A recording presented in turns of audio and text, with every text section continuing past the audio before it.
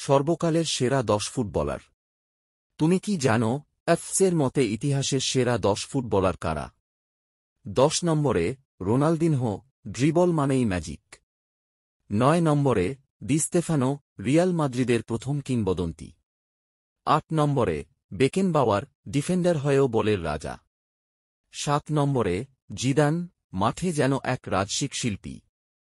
6 নম্বরে Ronaldo Nazario, গতি, skill, গোল, পুরোটাই প্যাকেজ। 5 নম্বরে ক্রুইফ, টোটাল ফুটবলের আবিষ্কারক। 4 নম্বরে ক্রিস্টিয়ানো রোনালদো, ফিটনেস ও পরিশ্রমের প্রতীক।